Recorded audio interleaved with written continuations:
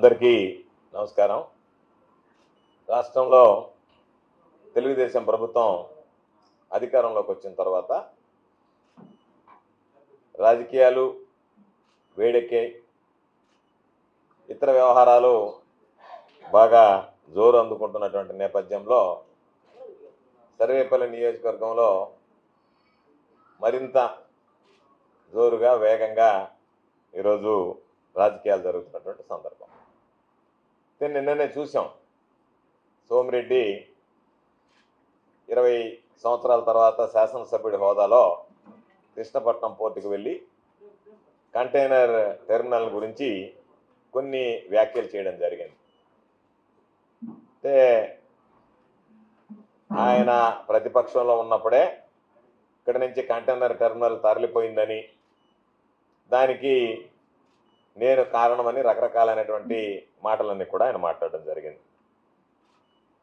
నిన్న వెళ్ళి ఒక మాట చెప్పాడు, గోవర్ధన్ రెడ్డికి సరిగ్గా కళ్ళు కనపడుతున్నాయో లేదో, కళ్ళలో ఏదన్నా చుక్కలు వేసుకుని చూడాలి అని చెప్పి. నేను కళ్ళల్లో చుక్కలు వేసుకుని చూడబడలే, సోమిరెడ్డి చొక్కేసుకోకుండా పోయి ఉంటే బాగుండేది అక్కడికి. కాబట్టి ఆయన పాపం చొక్కేసుకొని పోయినట్టుకున్నాడు కాబట్టి ఆయనకి సరిగ్గా కళ్ళు కనపడలేదేమో, ఆయన మాట్లాడేటువంటి తీరుని బట్టి అని నాకు అర్థమైంది. కాబట్టి సోమిరెడ్డిని నేను కోరుకునేది, కోర్టుకు కానీ ఏదన్నా ఎక్కడికన్నా వెళ్ళేటప్పుడు తమరు చొక్కేసుకోకుండా పోతే, మేము చొక్కలేసుకుని చూడబడ తమరు చొక్కేసుకోకుండా పోతే మీకు వాస్తవాలు అనేటువంటివి వెలుగు చూస్తాయి. కాబట్టి దయచేసి ఎక్కడికన్నా వెళ్ళేటప్పుడు రాత్రుల్లో చొక్కేసుకోవడం కానీ పొగులు కూడా చొక్కేసుకొని పోయేటువంటి అలవాటును మానుకుంటే మంచిది అని చెప్పి నీకు నేను సూచన చేస్తున్నా. దానితో పాటు ఈరోజు విచిత్రకరమైనటువంటి పరిస్థితి ఏంటంటే, కంటైనర్ టెర్మినల్ ఉంది అని పోర్టు యాజమాన్యం చెప్తుంది, వెజల్స్ వస్తున్నాయి అని పోర్టు యాజమాన్యం చెప్తుంది.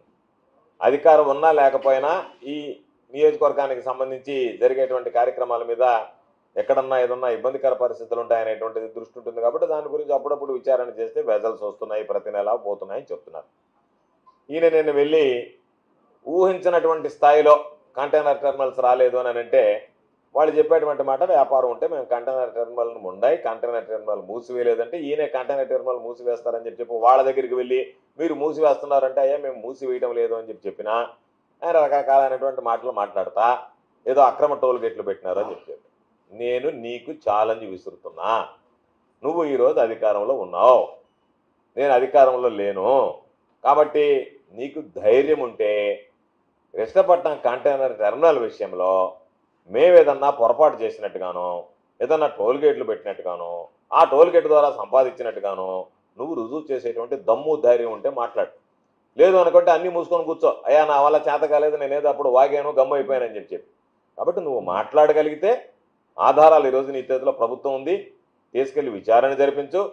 నువ్వు ప్రతిదానికి చెప్తున్నావు అంటే నేను సిట్ వేస్తానని చెప్పి ఈ సిట్ వేస్తావో, సిఐడిని వేస్తావో, సిబిఐని తీసుకొస్తావో, ఎవరిని తీసుకొచ్చి ఇదిగో ఈ కంటైనర్ టెర్మినల్లో ఈ ఇబ్బంది వచ్చింది, ఇది మూతపడింది, నువ్వు అంటున్నావు మూతపడిందని, వాళ్ళు మూతపడలేదు అంటున్నారు, మూతపడింది, మూతపడడానికి కారణాలు ఇవి, దాని కారకులు వీళ్ళు అని చెప్పి చెప్పేటువంటి పరిస్థితి ఏదన్నా ఉంటే దాని మీద దృష్టి పెట్టు. నువ్వు పోయి చెప్పావు అంబానీ కాళ్ళు పట్టుకుంటానని, వెళ్ళి వాళ్ళు పట్టుకోవాలి కానీ కాళ్ళు పట్టుకుంటాను అని పేపర్లో చెప్పి వెళ్ళిపోతాయట.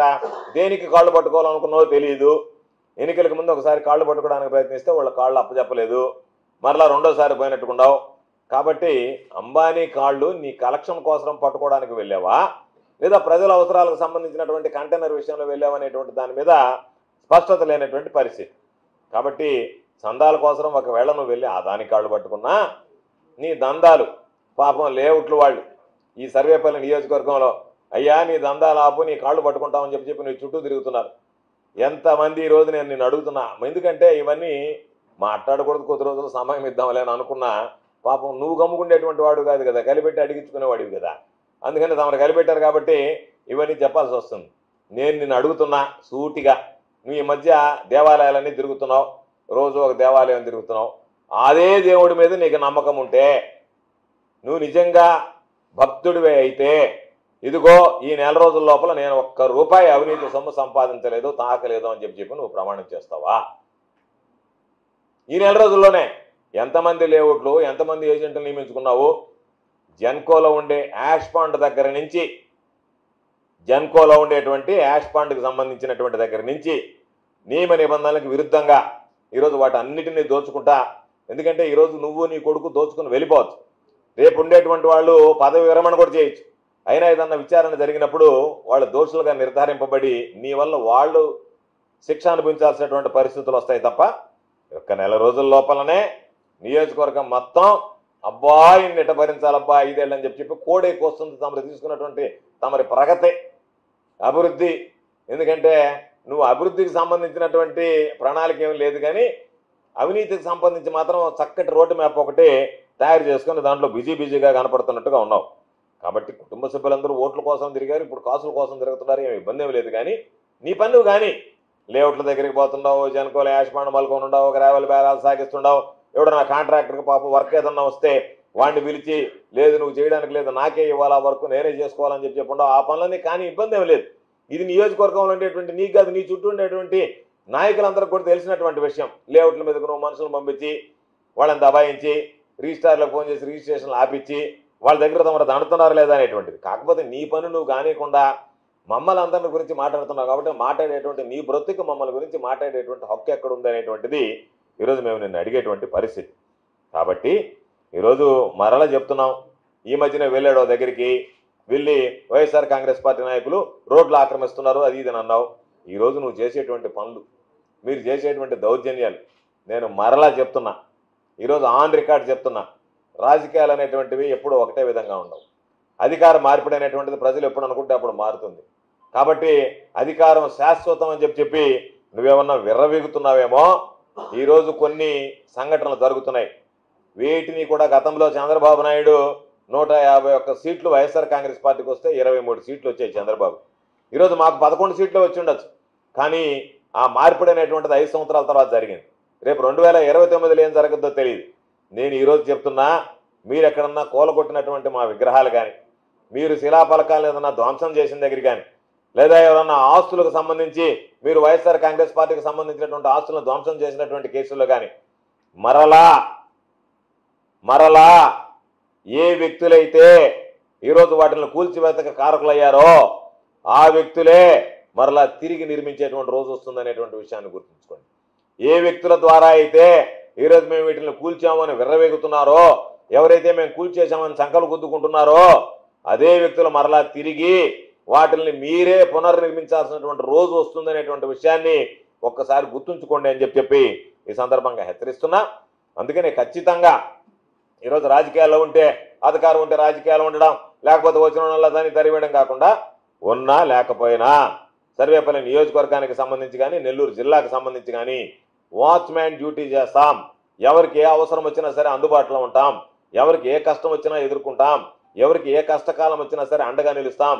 మీలాగా ఏదో అవకాశం ఉందని మొహం తెప్పించి వెళ్ళడం, ఎన్నికలకి ఒక 6 నెలల ముందు రావడం, వాళ్ళని వీళ్ళని విమర్శలు చేయడం, ఏదన్నా వేవ్ వస్తే గెలవడం, ఓడిపోతే వెళ్ళిపోదాం అనేటువంటి ఆలోచనతో కాకుండా ఓటమి పాలైన రోజు నుంచి ఒక్క రోజు కూడా బయటకు వెళ్లకుండా నెల్లూరు జిల్లాని కనిపెట్టుకుని ఉన్నాం.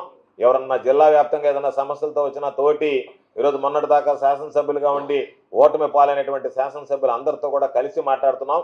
అందరం కలిసికట్టుగా కార్యకర్తలకి నాయకులకి వైఎస్ఆర్ కాంగ్రెస్ పార్టీ సానుభూతి పరులకి అండగా నిలిచేటువంటి కార్యక్రమం కొనసాగుతుంది. కాబట్టి నిన్ను చూసో నీలాంటి ఉడత బెదిరింపులను చూసో భయపడేటువంటి పిరికి వాళ్ళు ఎవ్వరూ లేరు అనేటువంటి విషయాన్ని సందర్భంగా తెలియజేస్తున్నా. కాబట్టి నువ్వు చేసినటువంటి ఆరోపణలు ఏదైతే ఉన్నాయో, పోయినసారి చేశాడు ఏదో కన్ఫెషన్ స్టేట్మెంట్ పెట్టేది, వాడి ద్వారా మా పేర్లు చెప్పి చిరికించడం కాదు, ఆధారాలతో సహా ఇదిగో ఈ ఆధారం, ఇదే గోవర్ధన్ రెడ్డి ప్రమేయం ఇది ఉండింది, ఈ 5 సంవత్సరాల్లో ఈ విధంగా జరిగింది అని నువ్వు ఎవరినైనా పిలిపించి నీకు చేతనైనటువంటి ఏజెన్సీ చేత ఏదైనా సరే విచారణ జరిపించి ఇదిగో నా పాత్ర ఇదే అని చెప్పి రుజువు చేసి ప్రజల ముందు ఉంచమని చెప్పి నేను డిమాండ్ చేస్తున్నా. అదేవిధంగా నువ్వు ఏదన్నా ఎవడన్నా పిలిపించేది, వాడి దగ్గర సంతకాలు పెట్టించేది, అమ్మ దాంట్లో మా పేర్లు రాయడం కాదు, ఇదిగో ఇది ఆధారము, ఇది ఆధారాన్ని ప్రజలకు చూపించాను, అలా ఆయన చెప్పాడు ఈయన చెప్పాడు అని చెప్పి పోలీసు వాళ్ళని తీసుకొచ్చి ఎవడో ఒక అనామోహుని పట్టుకొని పోయినసారి మా మీద 4 కేసులు పెట్టించావు. నువ్వు ఏ విధంగా పెట్టించావు?